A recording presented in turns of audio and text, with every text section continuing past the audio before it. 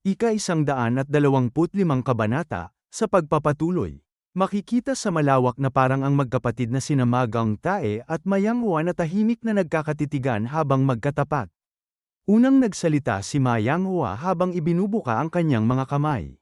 Pasensya na sa hindi ko pagsasabi sa'yo. Pero pakiusap, paniwalaan mo ako. Lumabas lang ako upang pakinggan kung ano ang sasabihin ni Gal Seri-ang.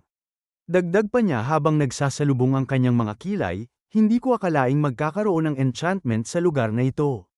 Nakatingin sa kanya si Ma Gang-tae bago malamig na sumagot, kung may lalabas mo kami sa enchantment na ito, maniniwala ako sa iyo. Agad namang tumugon si Ma Yang-hwa, sinasabi ko na nga sa iyo, hindi ko rin alam kung paano. Natahimik si Ma Gang-tae at mariing pumikit sandali. Pagkatapos ay naging seryoso ang kanyang tingin habang iniisip, bago umalis, malinaw na sinabi ni Gal Seri-ang na magkita sila sa labas mamaya. Naalala niya ang sinabi nito noon.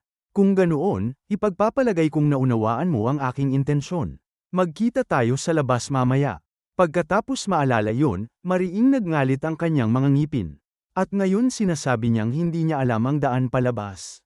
Siguradong siya ang naglabas ng oras at lokasyon ng pagpupulong na ito mula pa sa simula upang mapatay ako. Kung hindi, walang dahilan para maghanda sila ng ganitong enchantment. Bahagya siyang lumingon sa kanyang mga tauhan habang nakatalikod sa grupo ni Ma Yang-hwa. Gumamit siya ng sound transmission. Tambangan ninyo ang mga tauhan nila at ubusin silang lahat. At huwag ninyong patayin ang babaeng yun. Paluhurin ninyo siya sa harapan ko.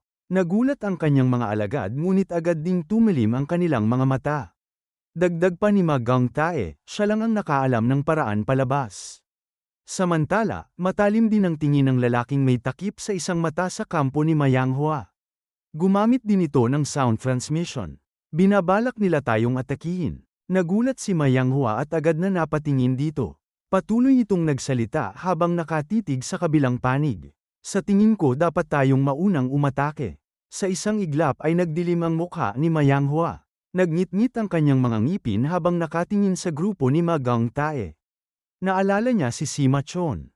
Isang bitag na mula pa sa simula ay idinisenyo upang humantong sa eksaktong sitwasyong ito. Unti-unti niyang inangat ang kanyang sandata mula sa lupa. Agad itong nagpakawala ng mga guhit ng enerhiya na kumalat sa paligid. Sumunod din ang mga tauhan ni Ma Gang-tae habang naghahanda sa labanan. Nang makita yon ng lalaking may takip sa isang mata ay agad nitong sinabi, pakiusap, ibigay mo na ang utos. Kapag hinayaan nating sila ang maunang umatake, mamamatay tayong lahat. Tahimik lamang si Ma Yang-hwa habang malamlam ang kanyang tingin. Nagpapakiramdaman ang dalawang panig habang matagal na nagkakatitigan. Nakababa ang labi ni Ma Gang-tae sa pagkainis. Samantalang si Ma Yang-hwa ay mahigpit na nakatikom ang mga labi sa galit. Pagkaraan ng ilang sandali ay bahagyang umangat ang gilid ng kanyang bibig. Mariin siyang tumingin sa unahan at nag-utos, ubusin silang lahat. Sa sandaling yun ay mabilis na sumugod ang kanyang mga tauhan. Malakas namang sumigaw si Ma Gang-tae, alam kong pagtataksilan mo ako. Mula sa kanyang likuran ay sumugod din ang kanyang mga alagad. Mula sa ere ay makikita ang seryosong mukha ng lalaking may takip sa isang mata kasama ang dalawa pa nitong kasama. Ganito rin ang mga tauhan ni Ma Gang-tae. Lumala ang tensyon sa paligid. Nagngit-ngit ang mga ngipin ni Ma Gang-tae habang puno naman ng galit ang mukha ni Ma Yang-hwa. Papalapit ng papalapit ang dalawang grupo hanggang sa halos magsalpukan. Sa malawak na parang ay biglang naglaho ang lahat sa kanilang kinatatayuan. Ang tanging naiwan ay makapal na usok. Ilang sandali pa ay isang napakalaking ulap ng alikabok ang pumailan lang sa ere habang ang malakas na puwersa ay kumalat sa buong paligid. Mula sa malayo ay makikita sina Gal Seri-ang at ang ating bida na tahimik na pinagmamasdan ang labanan. Seryoso ang kanilang mga mukha. Patuloy lamang na inoobserbahan ng ating bida ang nangyayari. Pagkaraan ng ilang sandali ay unti-unting hamupa ang makapal na usok. At mula roon ay makikita ang mga patak ng dugo na nakakalat sa lupa.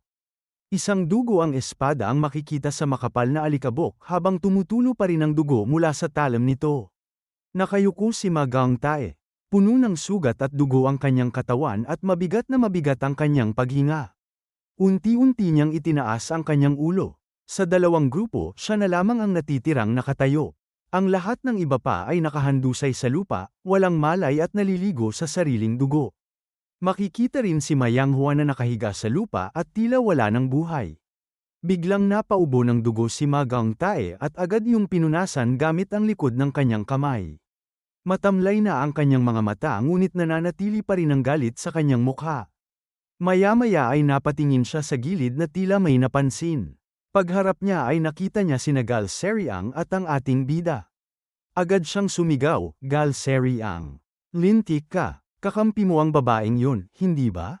Seryoso lamang na nakatingin si Gal Seriang. Sumigaw muli si Ma Gangtae habang tumatalsik ang dugo mula sa kanyang bibig, "Paano mo ako nagawang bitagin at tangkaing patayin?" Patuloy siyang nagsalita, "Papatayin kita," ngunit hindi na niya natapos ang kanyang sasabihin.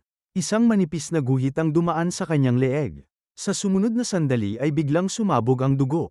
Nanlaki ang kanyang mga mata habang namumuti ang mga ito. Mabilis na dumaan ang ating bida sa kanyang tabi. Hindi man lamang nakagalaw si Ma Gangtae. Mula sa kinatatayuan ni Gal Seriang ay kitang-kita ang pagtalsik ng dugo sa ere. Nakapikit ang ating bida. Pagkatapos ay marahan niyang iwinasiwas ang kanyang espada upang alisin ang dugong kumapit sa talam. Seryoso ang kanyang tingin habang nakatanaw sa unahan. Lumipas ang oras at sumapit ang gabi.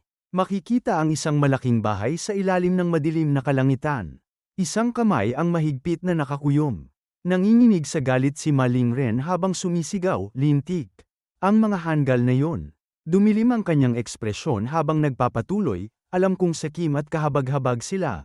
Pero paano nila nagawang mamatay sa pakikipaglaban sa isa't isa habang nasa harapan na nila ang tunay na kalaban?" Pagkatapos ay tumilim ang kanyang tingin. Napatingin siya sa kanyang alagad habang iniisip, ilang beses kong sinuri kung may bitag. Ngunit iisa ang naging konklusyon ng mga taga-suri ng bangkay. Muling bumalik sa kanyang isip ang ulat. Namatay sila habang naglalabanan. Mahigpit niyang ikinuyom ang kanyang kamao. At napasabi na buwisit. Naalala niya si Ma Cholgon. At napasambit na ang higit na nakakainis. Ang buong insidenteng ito ay nauwi sa pabor ni Ma Cholgon. Naalala niya ang nang-iinis na tingin nito habang naglalakad. Muling tumilim ang kanyang tingin at sinabi na ang gawaing inilaan upang hadlangan siya. "Ako mismo ang nakatapos para sa kanya." Lumipat ang eksena sa seremonya ng pagtatalaga ng Alliance Leader. Abala ang mga tao sa bayan. May mga naglalakad, nag-uusap at naghahanda para sa malaking pagdiriwang. Sa gitna ng mga tao ay makikitang naglalakad ang ating bida kasama si Gal Seriang. Mula sa hanay ng mga tao ay may nagsalita. Kapag naging alliance leader na si Warrior Ma, lilipulin niya ang bawat isa sa mga demonic cult na yun. Sumagot naman ang kausap nito, "Syempre naman. Kailangan niyang ipaghiganti ang kanyang ama. Mga lintik na demonic cult na yan. Ito na ang pagkakataon nating burahin sila magpakailanman." Matalim ang tingin ng ating bida habang pinakikinggan ang mga ito. Nagsalita si Gal Seriang, "Na sa tingin mo ba ay isinapuso nila ang babala natin?" Sumagot ang ating bida, "Naniniwala akong ginawa nila." Ibinaba niya ang kanyang tingin bago muling nagsalita, "Kahit papaano, hindi na nila tayo basta-bastang susubukang patayin." Pagkatapos ay itinaas niya ang kanyang ulo. Naalala niya ang mga nakaraan niyang paniniwala. Durugin sila gamit ang mas matinding puwersa. Iyon ang paraan ko sa pagharap sa mga kontrabida sa nakaraan kong buhay. Ang ideya ng pagbabago at panghihikayat sa mga kontrabida hanggang sa tunay silang magbago ay isa lamang idealismo. Karamihan sa mga kontrabidang nakita ko ay hindi kailanman nagbago. Oo, marahil isa sa 10 ang maaaring magsimulang muli. Ngunit kung ihahambing yun sa pinsalang magagawa ng natitirang 9 habang hinihintay ang pagbabagong yun, napagpasyahan kong mas maliit na kabayaran ang isakripisyo ang iisang posibilidad na yun. Iyon ang dahilan kung bakit tinawag nila akong Iron-Blooded Alliance Leader. Ang Alliance Leader ng paghihiganti. At dito na po nagtatapos ang ika-125 kabanata.